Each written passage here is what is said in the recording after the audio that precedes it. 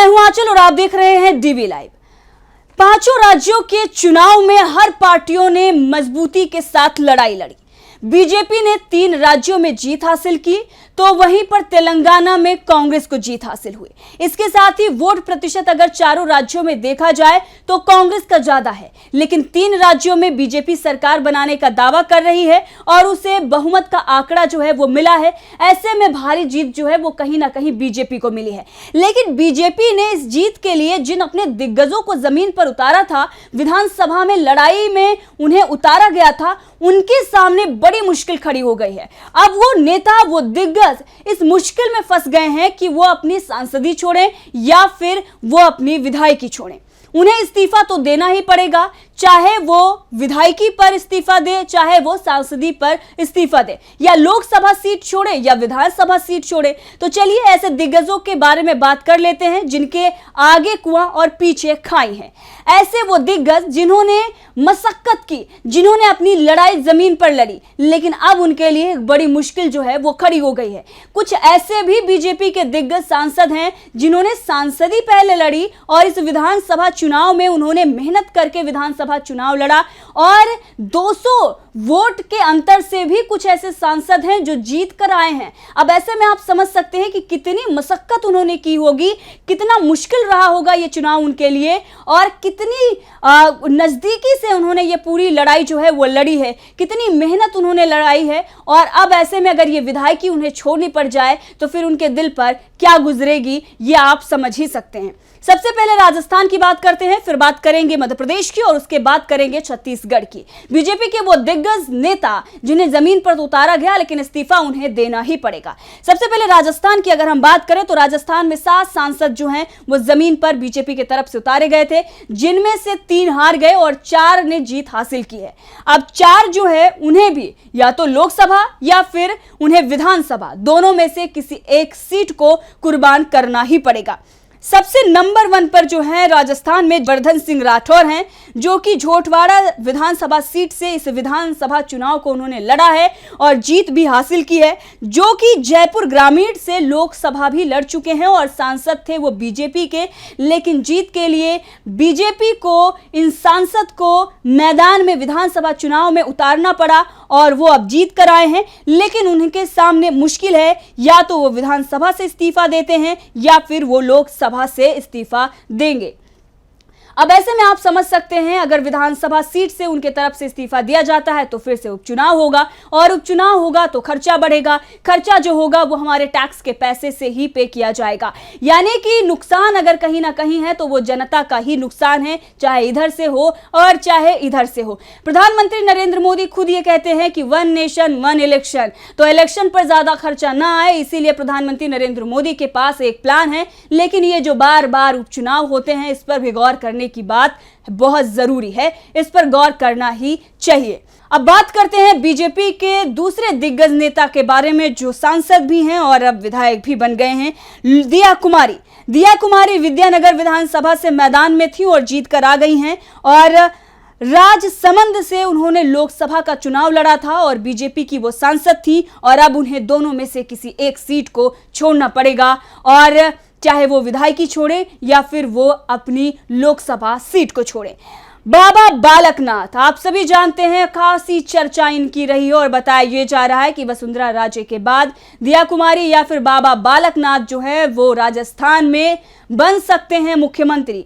ऐसे में ये दिग्गज अपनी लोकसभा छोड़ेंगे या विधानसभा छोड़ेंगे, ये तो आने वाले दिनों में देखना ही पड़ेगा। अगर मुख्यमंत्री बनना है तो हो सकता है कि लोकसभा की सीट छोड़े, और अगर विधानसभा छोड़ते हैं तो यहां पर भी उपचुनाव होगा, या फिर अखिलेश यादव की तरह लोकसभा छोड़कर विधानसभा ही जाएं। हो सकता है कि वो विधानसभा ही रहकर और मुख्यमंत्री पद की लालसा में बैठे रहे। देखते हैं कि क्या कुछ उनके तरफ से फैसला लिया जाता है। लेकिन ये मामला जो है वो कहीं ना कहीं फंसता हुआ नजर आ रहा है। दिग्गजों के सामने बड़ी मुश्किल जो है वो प्रधानमंत्री नरेंद्र मोदी और बीजेपी के जो बड़े लीडर हैं उन्होंने खड़ी कर दी है, जिन्होंने पूरी रणनीति तो तैयार की, लेकिन अब जो है उस रणनीति में एक बड़ी मुश्किल जो है वो नजर आ रही है। अब बात करें तो डॉक्टर किरोड़ी लाल मीणा, जो कि सवाई माधोपुर से विधानसभा चुनाव लड़े हैं और जीत कर आ गए हैं और राज्यसभा से सांसद भी हैं। ऐसे में देखना होगा कि कहां से वो इस्तीफा देते हैं। अब बात कर लेते हैं मध्य प्रदेश की। मध्य प्रदेश में आप सभी जानते हैं बीजेपी ने सभी अपने बड़े बड़े दिग्गजों को उतार दिए थे। केंद्रीय मंत्री जो हैं विधानसभा का चुनाव लड़ रहे थे और ऐसे में बताया जा रहा था कि बीजेपी के लिए कितना महत्वपूर्ण राज है, इसी का अंदाजा जो है वो लगाया जा रहा था और बताया जा रहा था कि बीजेपी ने अपनी पूरी ताकत झोंक दी है और ये ताकत अगर झोंकी है तो उसमें सबसे बड़े नेता जो हैं वो नरेंद्र सिंह तोमर, जो कि दिमनी से जीत कर आए हैं। मध्य प्रदेश में 7 सांसद उतारे गए थे और 7 सांसदों में से 5 जो है वो जीत गए हैं, यानी कि 5 इस्तीफा होना तय माना जा रहा है मध्य प्रदेश में भी।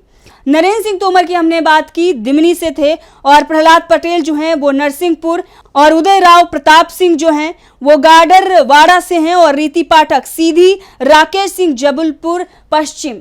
ये 5 सांसद हैं जो विधायकी जीत कर आए हैं और देखना होगा कि कौन सी सीट इनके पास रहती है, लोकसभा की या विधानसभा की। छत्तीसगढ़ की अगर हम बात करें तो छत्तीसगढ़ में भी 4 सांसदों को टिकट दिया गया था, जिनमें से 3 जीत कर आए हैं। एक हैं जो चुनाव हार गए, बाकी 3 चुनाव जीत कर आ गए हैं। छत्तीसगढ़ में भी सीएम फेस को लेकर मारामारी जो है वो चल रही है। कौन बनेगा मुख्यमंत्री, इसको लेकर बीजेपी के अंदर बड़ी रार है, चाहे वो मध्य प्रदेश हो या राजस्थान हो और या फिर छत्तीसगढ़ हो। ऐसे में 3 चेहरे जो हैं वो बताए जा रहे हैं कि रेणुका सिंह, गोमती साय और अरुण साव जो है, ये तीनों चेहरे सांसद थे बीजेपी के और विधानसभा में उतरे हुए थे। विधानसभा चुनाव भी इन्होंने लड़ा है। रेणुका सिंह की अगर हम बात करें तो भरतपुर सोहनत से विधानसभा चुनाव उन्होंने लड़ा है और सरगुजा से वो लोकसभा सीट से चुनाव लड़कर सांसद बनी थी। गोमती साय पलथल गांव है विधानसभा चुनाव क्षेत्र जहां से इन्होंने चुनाव लड़ा है, और लोकसभा इन्होंने रायगढ़ से लड़ी थी। अब लोकसभा बचती है या विधानसभा, इनके सामने भी ये बड़ी मुश्किल और बड़ा सवाल इनके सामने भी खड़ा है कि विधानसभा छोड़ें या लोकसभा। अरुण साव लोरमी विधानसभा क्षेत्र से इन्होंने चुनाव लड़ा है और बिलासपुर जो है लोकसभा इनकी सीट थी।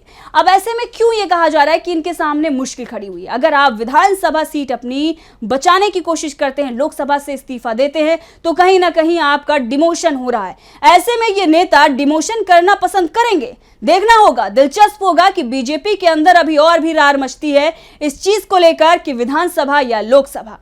विधानसभा बचाएंगे तो फिर लोकसभा जाएगी और ऐसे में होगा बड़ा डिमोशन, जैसे कि महाराष्ट्र में आपने देखा देवेंद्र फडणवीस के साथ हुआ। सीएम से डिप्टी सीएम पर आ गए और अब तो वहां चर्चाएं चल रही हैं कि मुख्यमंत्री तो कोई और ही होगा।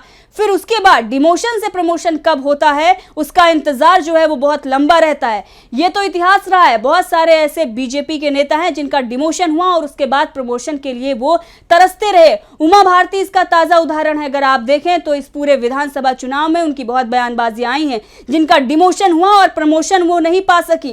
तो ऐसे में ये सभी दिग्गज जो हैं, लगभग 12 दिग्गज हैं जो सांसदी छोड़कर अब विधानसभा अगर चुनते हैं, विधायकी चुनते हैं, तो उनके लिए एक सबसे बड़ा सवाल होगा कि डिमोशन पर वो क्या राजी होते हैं और डिमोशन के बाद उनका प्रमोशन कब होगा, कितना लंबा इंतजार होगा, और डिमोशन के बाद फिर से प्रमोशन होता है या नहीं होता है, साइड लाइन कर दिए जाते हैं, यह भी दिलचस्प होगा। तो देखते रहिए डीवी लाइव में आंचल सिंह।